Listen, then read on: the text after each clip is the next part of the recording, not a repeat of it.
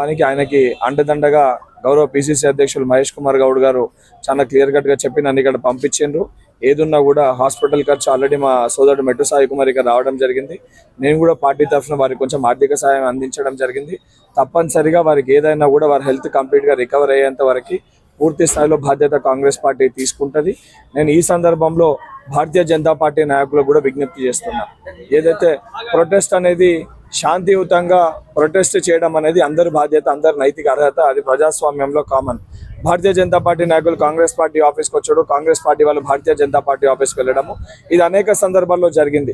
కానీ ఈ క్రమంలో రాళ్లతోటి కట్టెలతోటి దాడి చేసే సంస్కృతి, అక్కడ పోలీస్ అధికారులు ఉన్నారు, జర్నలిస్టులు ఉన్నారు. సరే మా పైన కోపం ఉంటే మా పైన మీరు రాళ్ళు ఇస్తడం ప్రయత్నించారు.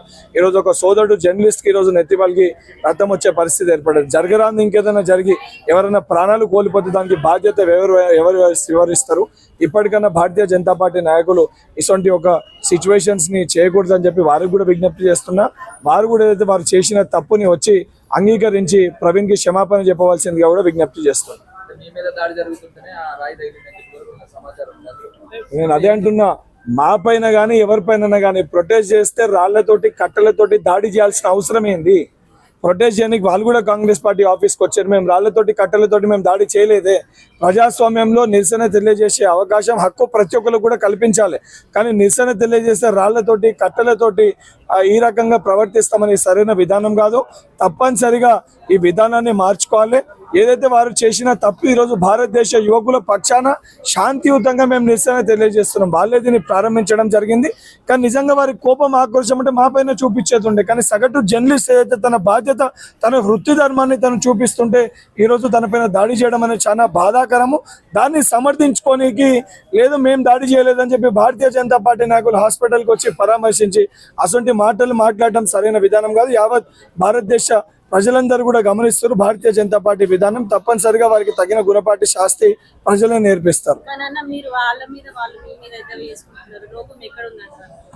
అమ్మాయి జరిగిన విజువల్స్ లో సిచ్యువేషన్ లో చాలా క్లియర్ గా కనబడ్డది. ఎవరు ఆడ ప్రొటెస్ట్ లో స్వయంగా శాసన మండలి సభ్యునిగా, ప్రభుత్వ విప్పుగా శాంతియుతంగా ఎటువంటి ఆయుధాలు కానీ కర్రలు ఏవి లేకుండా కూడా మేము అక్కడికి వెళ్ళి శాంతియుతంగా ప్రొటెస్ట్ చేసే ప్రయత్నం చేసినాం. మేము బీజేపీ ఆఫీస్ దాకా కూడా వెళ్ళలే. ఆ బ్యారిగేడ్స్ దగ్గరనే ఆగి మా నిరసనను మేము తెలియజేసినాము. సో దట్ ప్రవీణ్ కూడా అప్పుడే నా వాయిస్ తీసుకున్నప్పుడు ఆల్ ఆఫ్ ఎ సడన్ గా కట్టెలతోటి రాళ్లతోటి ఆఫీస్లోకి వెళ్ళి తీసుకొని వచ్చి దాడి చేయాల్సిన సంస్కృతి ఎందుకు? పోలీస్ అధికారుల చేత లాఠీలు ఉన్నాయంటే వాళ్ళు లా అండ్ ఆర్డర్ కంట్రోల్ చేయడానికి లాఠీల్ని వాడతారు. కానీ ఈరోజు బీజేపీ కార్యకర్తల చేతిలో లాఠీలు పట్టుకొని ఈ రకంగా దాడులకు పాల్పడతామంటే ఏ దిక్కున తీసుకొని వెళ్తున్నారు? వారు చేసిన ఒక తప్పుని ఈరోజు ప్రశ్నిస్తున్నాం. ప్రశ్నించేది కూడా బల్మూరి వెంకట్కో కాంగ్రెస్ పార్టీ కార్యకర్తలకు జరిగిన అన్యాయం పైన కాదు. భారతదేశ యువత ఈరోజు ఢిల్లీ నడిపట్టున వచ్చి మాకు న్యాయం చేయండి, ఇప్పటివరకు 150 పేపర్లు లీక్ అయినా 28 మంది విద్యార్థులు చనిపోయినరు, దానికి సమాధానం చెప్పమని అడుగుతుంటే దానికి సమాధానం చెప్పకపోగా ఈ రకంగా తిరిగి దాడులు చేయడం అనేది సరైన విధానం కాదు. ఎవరు చేసినా కూడా కట్టెలతోటి రాళ్లతోటి రేపొద్దున మా వాళ్ళు దాడి చేసినా తప్పనిసరిగా ఈ యొక్క సిస్టమ్ అనేది కరెక్ట్ కాదు.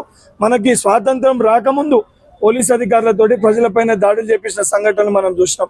ఈరోజు మళ్ళీ స్వాతంత్రం వచ్చిన మన దేశంలో భారతీయ జనతా పార్టీ నాయకులు, వాళ్ళ ఆర్ఎస్ఎస్ కార్యకర్తలు పోలీస్ అధికారులతోటి ఈ రకంగా దాడులు చేసే విధానాన్ని మేము తీవ్రంగా ఖండిస్తున్నాము.